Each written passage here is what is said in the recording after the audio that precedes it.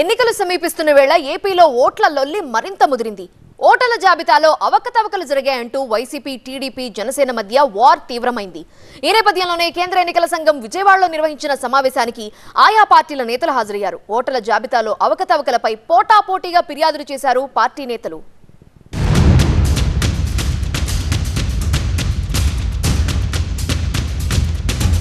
ఏపీలో కొనసాగుతున్న ఓట్ల పంచాయతీ.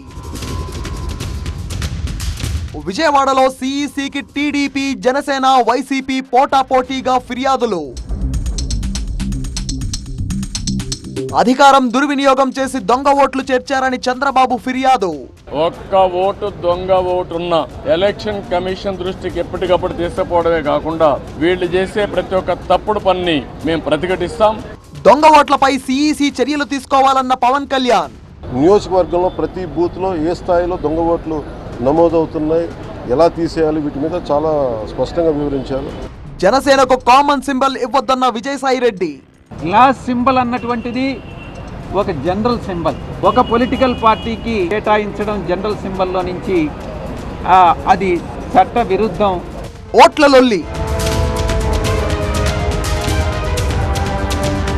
ఏపీ అసెంబ్లీ ఎన్నికలకు సమయం దగ్గర పడుతున్న కొద్దీ రాజకీయాలు యమ హీటెక్కుతున్నాయి.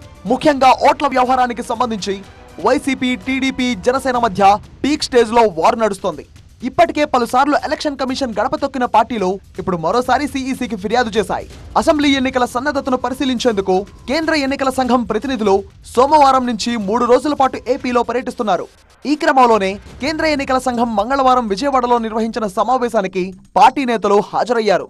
సిఈసిని కలిసేందుకు చంద్రబాబుతో కలిసి వచ్చారు జనసేన అధినేత పవన్ కళ్యాణ్. రాష్ట్రంలో ఉన్న ఓటర్ల జాబితాలో అవకతవకలపై ఫిర్యాదు చేశారు. ఈ సమావేశంలో వారి అభ్యంతరాలను, ఫిర్యాదులను సిఈసి స్వీకరించింది.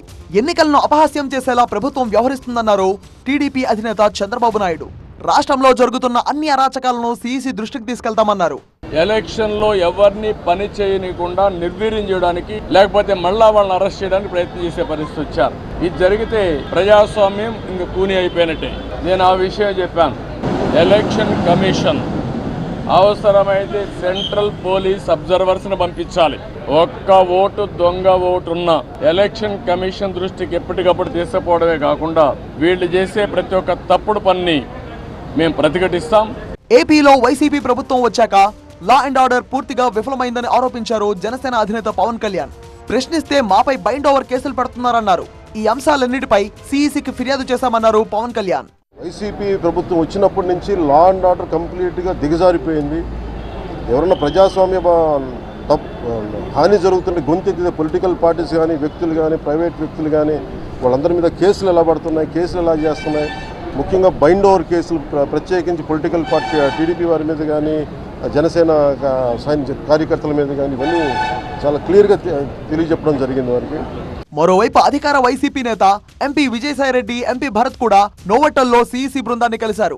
ఓటర్ల జాబితా సవరణ, ఓట్ల తొలగింపు, పోలింగ్ బూత్ల మార్పుపై అభ్యంతరాలు తెలిపారు. విజయవాడలో ఈసీ బృందాన్ని కలిసిన తర్వాత YCP MP Vijayasai Reddy TDP, Janasena పార్టీలపై మండిపడ్డారు.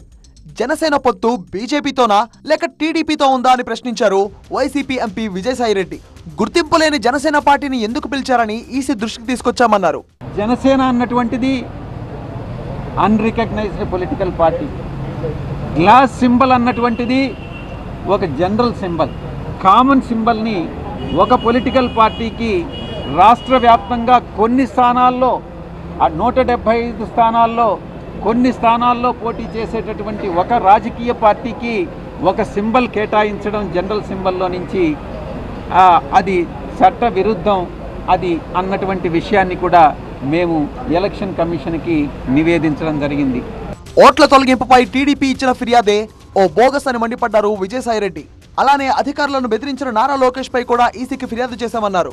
తెలుగుదేశం పార్టీకి చెందినటువంటి ఒక వ్యక్తి రాష్ట్రంలో 175 స్థానాల్లో ఎన్ని బోగస్ ఓట్స్ ఉన్నాయి అన్నటువంటిది చెప్పాడు, కంప్లైంట్ ఇచ్చాడు అని అంటే ఆ కంప్లైంటే బోగస్ కంప్లైంట్. కాబట్టి అతని మీద చర్యలు తీసుకోవాలి అన్నటువంటి విషయాన్ని మేము ఎలక్షన్ కమిషన్ దృష్టికి తీసుకురావడం జరిగింది.